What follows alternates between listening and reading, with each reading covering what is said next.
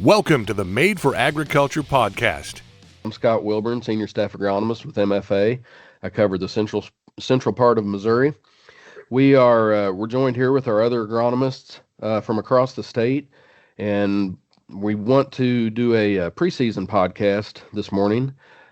Just for context, if you're listening to this later and trying to make sense of what we say and put it in the right time, it's the 19th of February, and we're actually coming off several days of pretty nice weather that I think has everybody itchy for spring. But I think as soon as we get done recording this podcast, we're going to see the nicest day of all, and then turn around and go the other direction tomorrow. So I think that will factor into some of the things we talk about.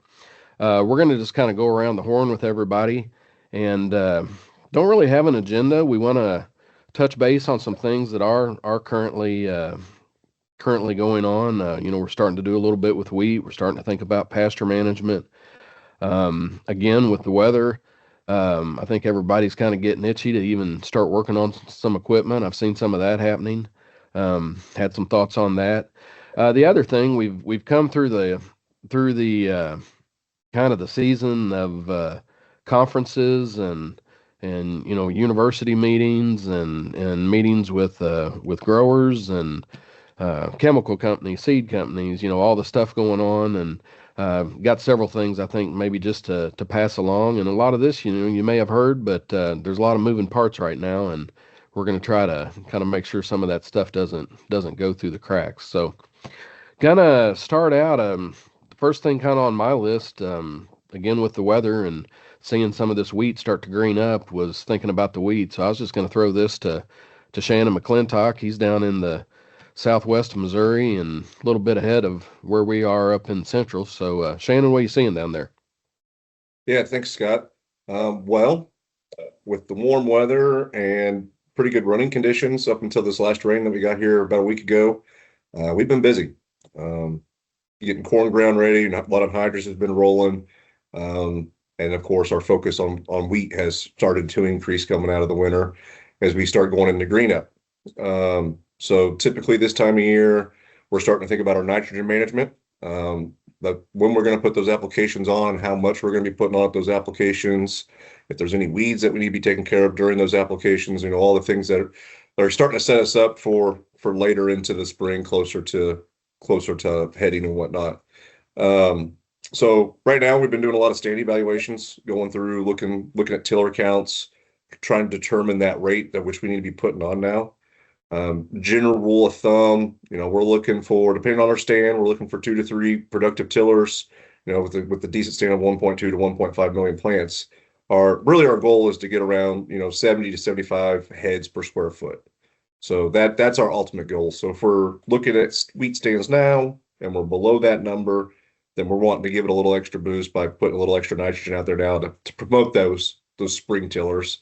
If we're already at that threshold, then we're looking to hold off as much as we can. Now, some of these guys, when we're pushing, trying to really high manage, high yielding wheat, we may be putting on quite a bit of nitrogen in one pass. So then it comes down to maybe more of a logistics. So we maybe go like a third, 2/3 now versus, getting closer to joining. It just kind of depends on what our logistics supply, what the actual rates are that we're putting on. Another thing that we're not a lot we can do for it now, but one thing that is on the radar is we did have a pretty warm fall up into our cold spell there in January that kind of has us on edge a little bit about aphids. There was some that we pulled the trigger on and we sprayed there, around Thanksgiving, but I'm afraid there's some out there that maybe not be in crop track that isn't getting scouted, that might be a watch out if there's someone happening listening to that's not, in crop track, that aphids may be a problem, which is a vector for barley yellow dwarf, which is a disease we don't really know that it's going to be a problem until we have flag leaves pop out. That's when we start seeing those purple yellow flag leaves, and a fungicide is not going to do anything for us. So that's something to be watching out for. So as we're doing, our spring counts, our stand evaluations, we're also looking for aphids just to see what those populations look like. We still need to spray if they're there, but there's likely that damage could be done as well. And then of course, winter annuals, they're always a problem if they haven't been taken care of in the fall. So looking at treatments of those with, depending on what's out there, typically, your henbit, your chickweed, your mare's tail, that kind of stuff's time to start to be thinking about getting that stuff cleaned up as well. Did you see any spraying for weeds during this warm spell we've had? Not really. A lot of it's been just nitrogen that's gone on. There hasn't been a lot done. P and K on corn ground has been a kind of more of a priority in getting corn ground ready. So that's kind of where the focus has been. There's been a little bit of wheat ran. Typically, we try not to run nitrogen and our herbicides together. We try to make that a separate pass if we can. But if we do it, it will be this earlier pass just because we're generally putting less nitrogen on with that pass. Right.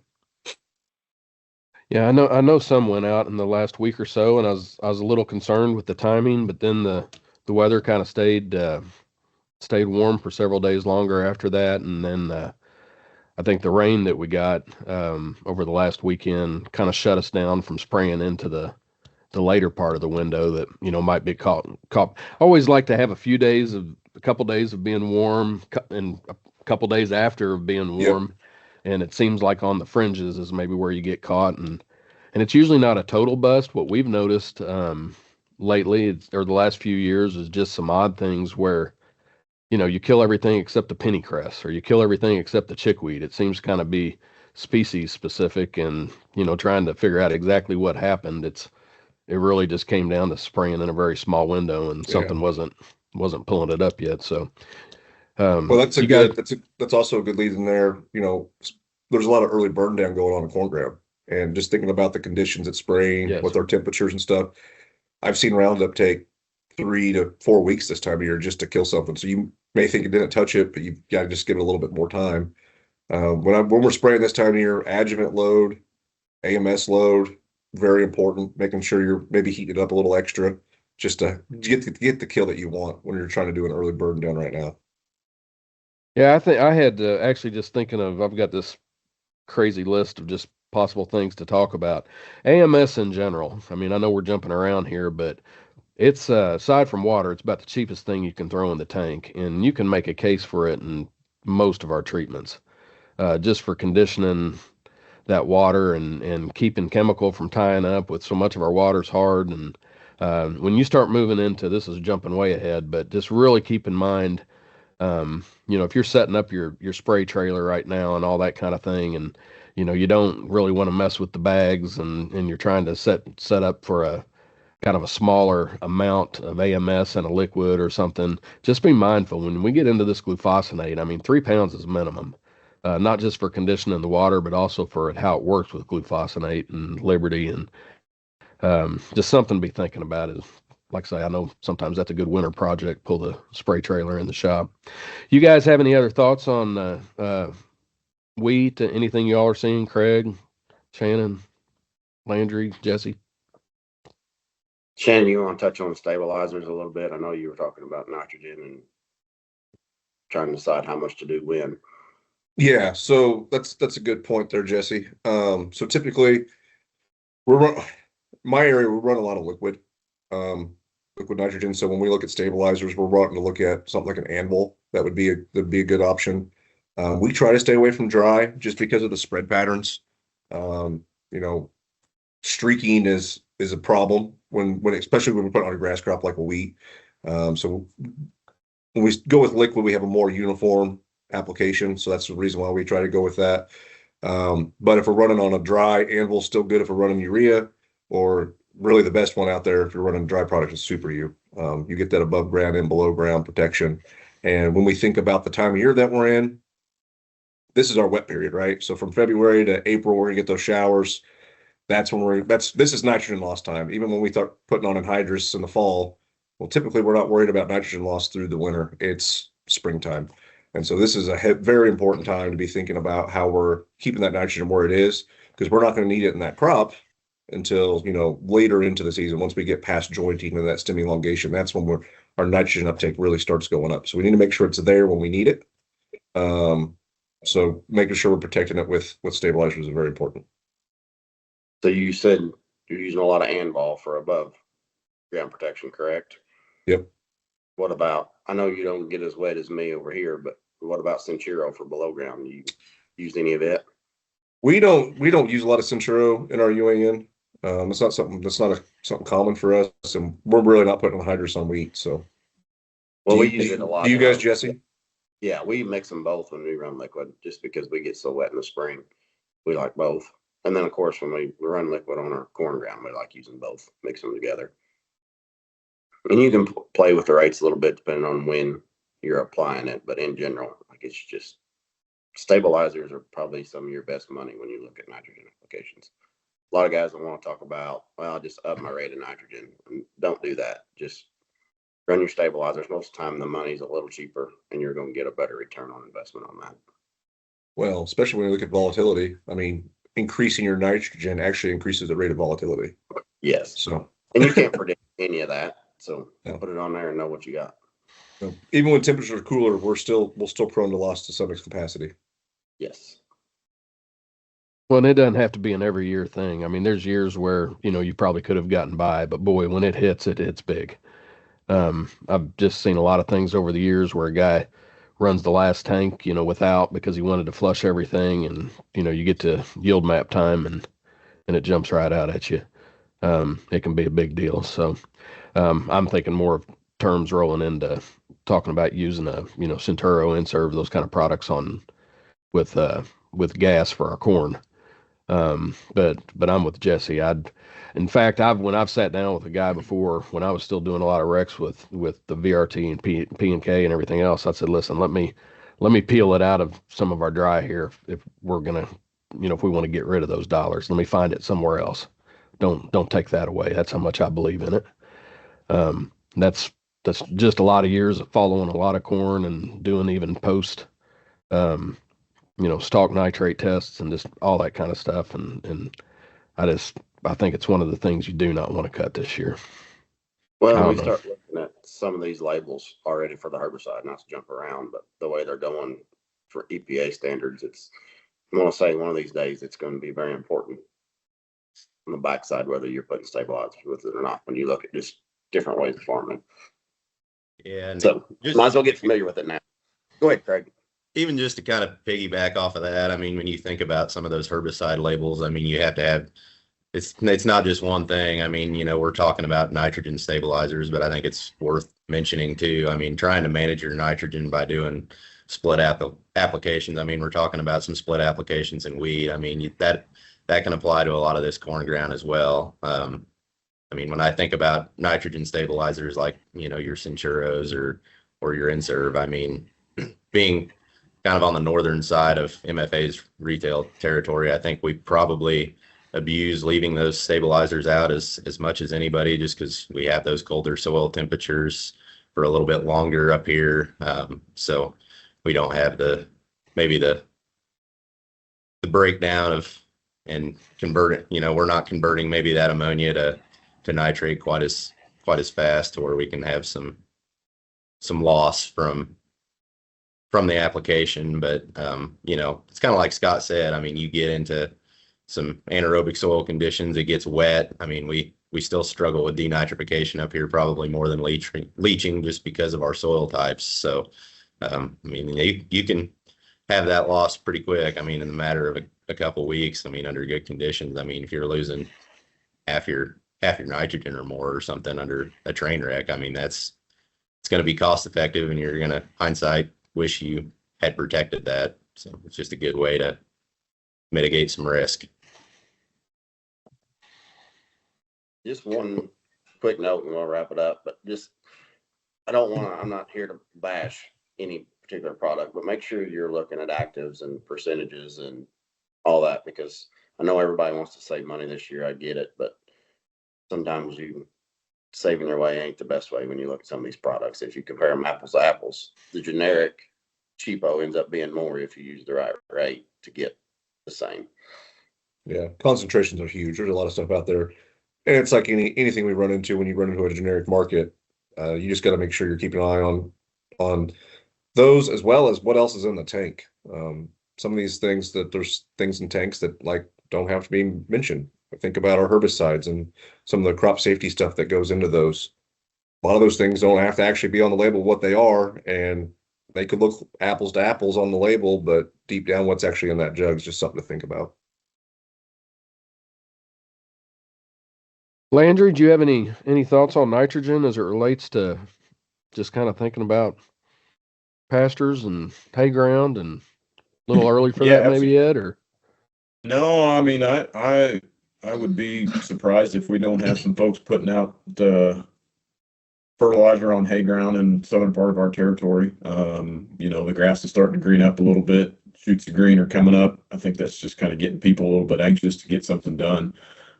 We've got obviously more ahead of us, but it warms up like this and everybody kind of scrambles to try to get some stuff done. And logistically, sometimes that's just the way it goes too. But we get a lot of early fertilizer, a lot of nitrogen, early nitrogen that gets put out. I mean, March down here in Southwest Missouri, South Central Missouri is kind of that go time for hay ground.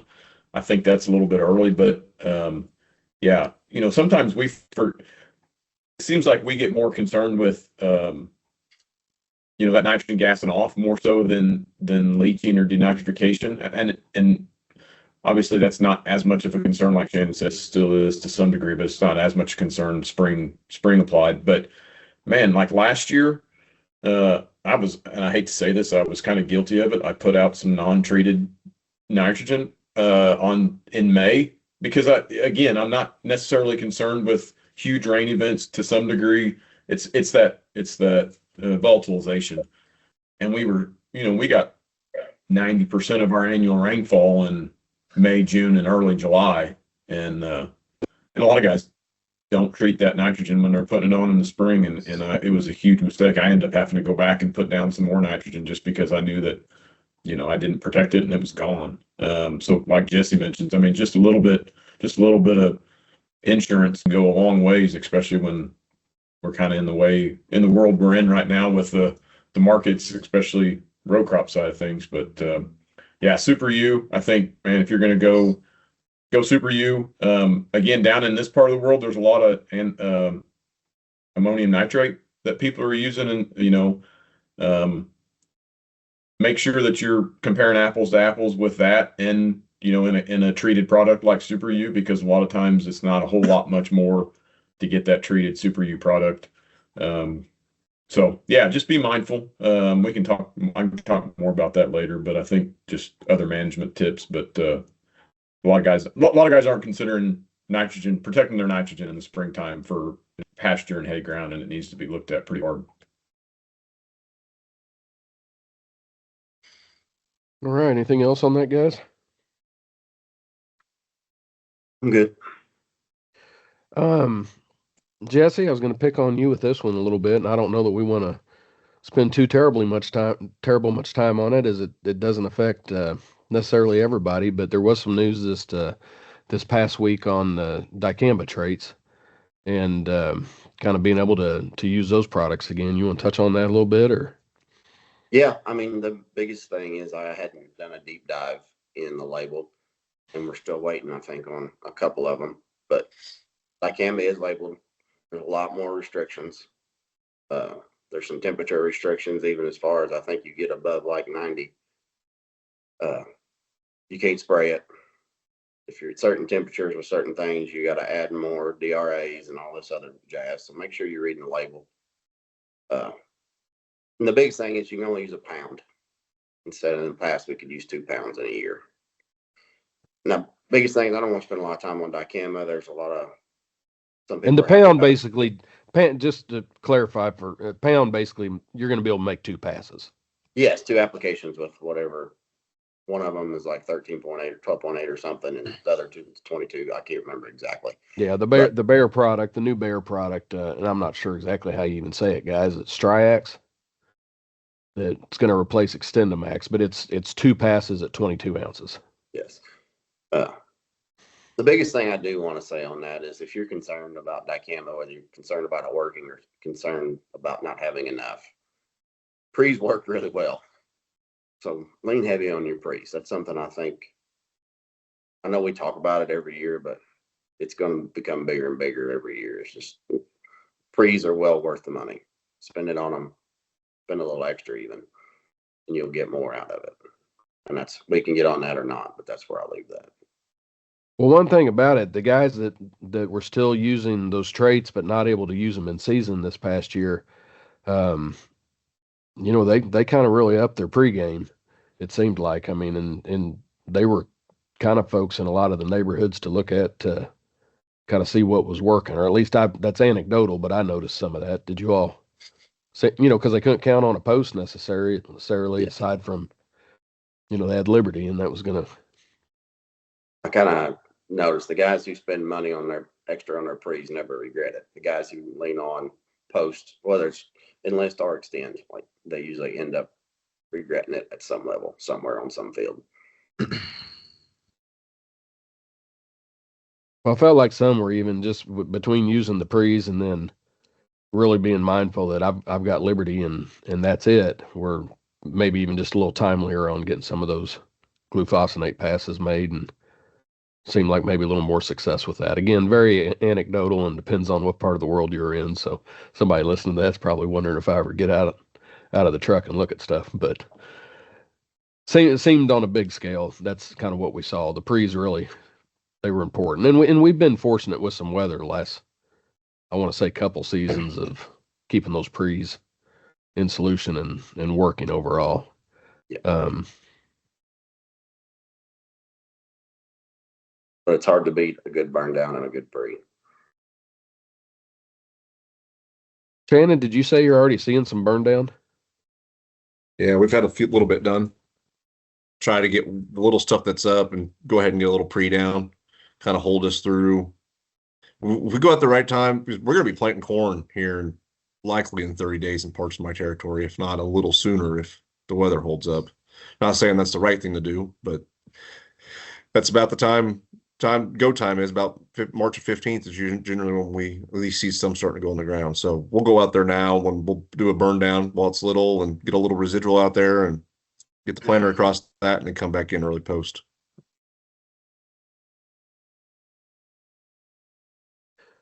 Well, guys, I've got like I said, I jotted down some other ideas. I guess I just throw it out to you all. Any reminders or any just your thoughts going into this season? Things you've heard, maybe something you picked up in some of the winter meetings you want to pass along. I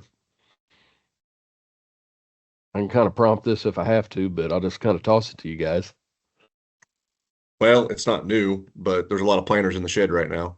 And it's just making sure we're doing planter checks, making sure things are set up right. So when we do we're starting off on the right foot. It's the same dance, different song this year with, seed supply. I think most everyone's going to get what they got the first time, but when we look at replants, it's the same every year. You don't know what you're going to get with the replant, right? So starting off on the right foot, getting that seed placement right the first time is very important. It always is important. No one likes doing things twice. But just making sure we're being diligent, make sure we get that seed at the right depth. There's some good tricks that you can do it while you're sitting in the shop without ever putting it in the field to make sure your depth's right. So checking your parallel arms, checking your bushings, making sure everything's running level when it's going through the ground, not running level when it's in the air, but when it's actually on the ground, making sure things are looking like it's supposed to. Planter pass is the most important pass of the year pretty well. Yep.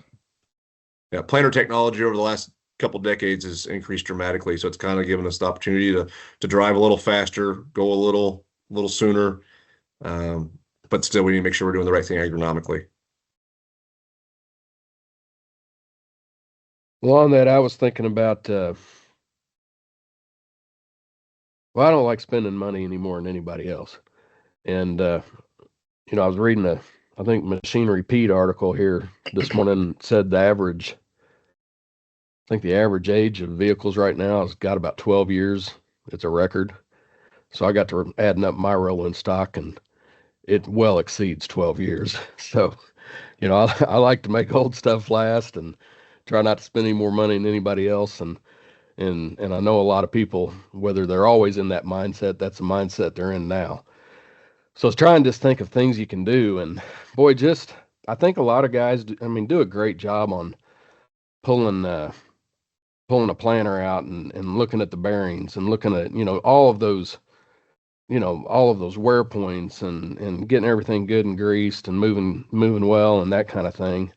But sometimes the most important part of that planter, which is the unit itself, I think does not get the attention it needs. I'm not a mechanic by any means, but just the work that I've done working on planter, on seed units and running a test stand and doing that kind of thing.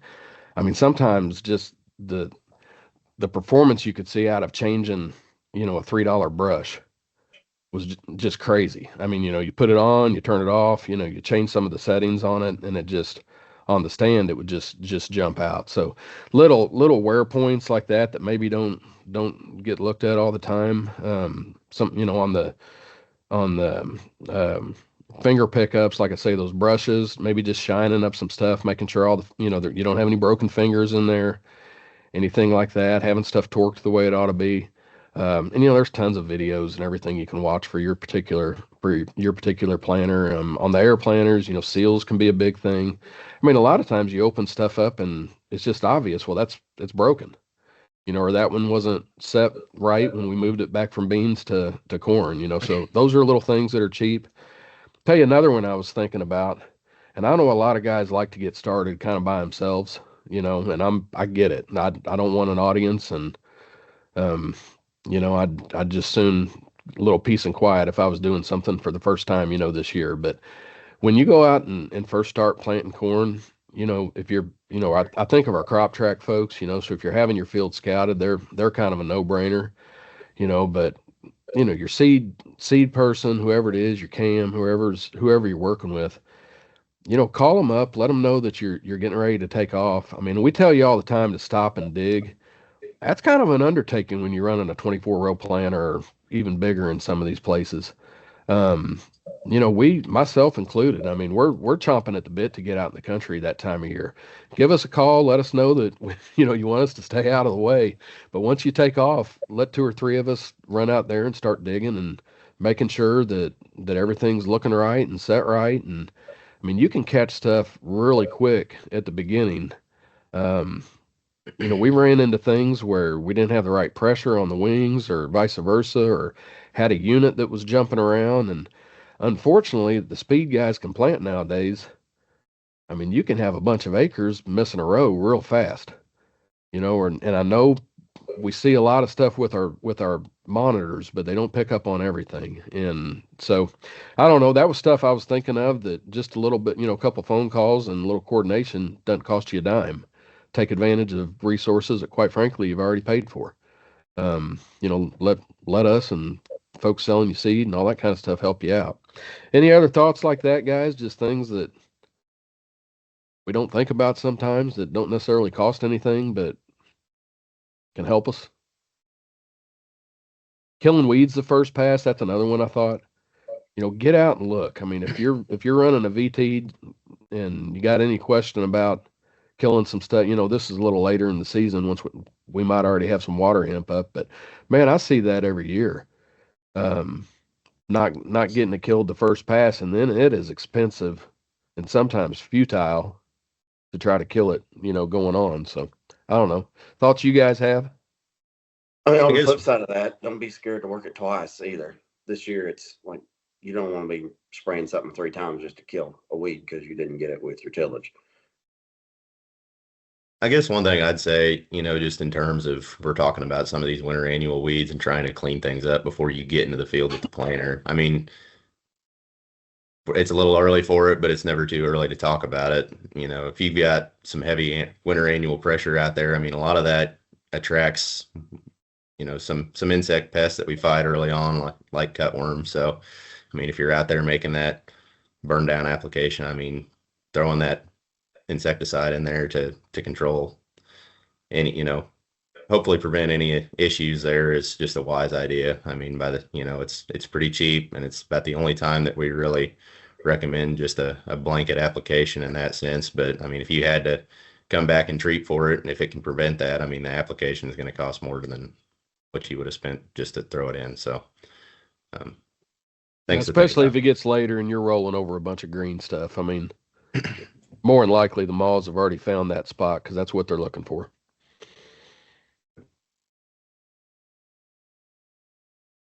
Anything else, guys?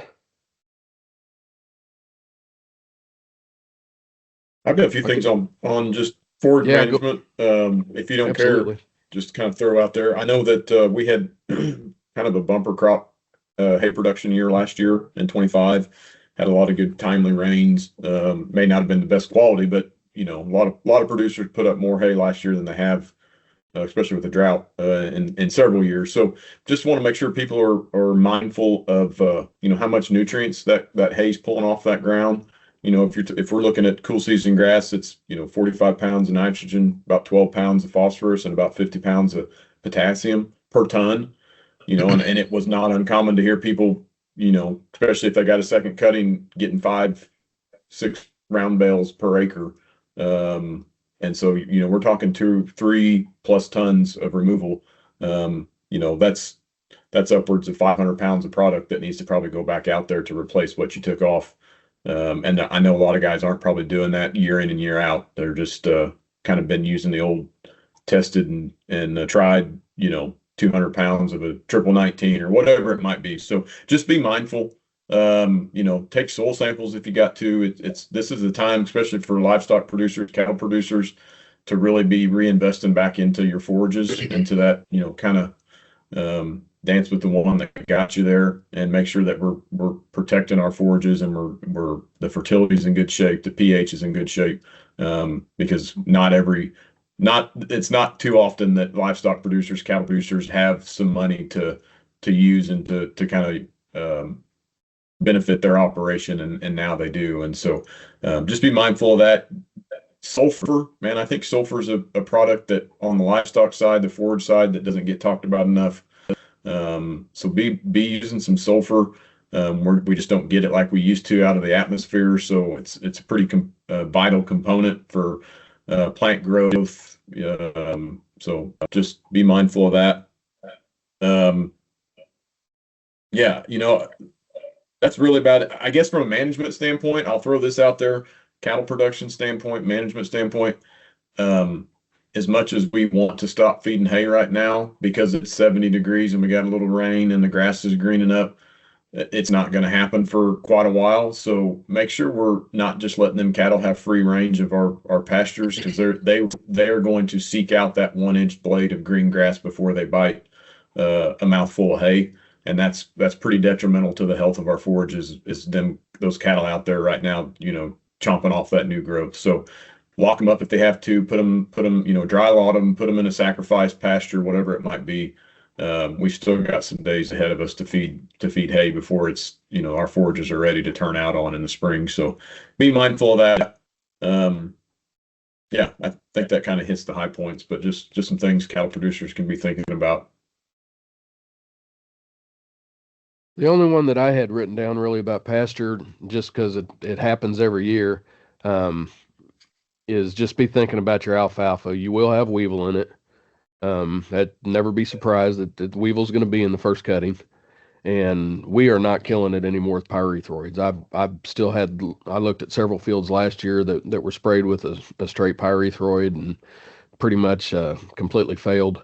So Stewart is the product of choice for weevil, and we want to get on it earlier rather than waiting until we can see from the road that we're already getting damaged. So I know that's never a top of the page thing to talk about, but I'm got a lot of guys I work with that row crop several thousand acres, but have some alfalfa too that they try to take awful good care of. So I always want to remind people of that. I think we actually kind of ran around everything I was thinking of. We still got a little time before spring, so obviously, any of us and the other folks you work with are happy to get with you. I know there's a lot of looking at budgets and those kind of things right now. I'm not telling you anything you don't know, but just be strategic on what you do. Landry made a good point. Pull a soil test. Soil tests are cheap. Know what you're dealing with.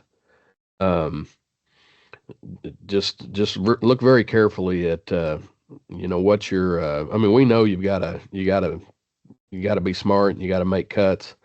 Let's just be careful that we don't cut the things that are making us yield, making us tons. And, a lot of things, have gotten better over the last 10 years that, we've noticed it in our yields, and we want to make sure we don't subtract out the things that have pushed that. And, we're all mindful of the situation and want you to be successful. So don't be scared to reach out to us. So with that, I want to, if you made it this far with us, thank you for listening, and appreciate you guys. And I think that's all we got for now. Thank you. Thank you for listening to Made for Agriculture, brought to you by MFA, your whole farm solution.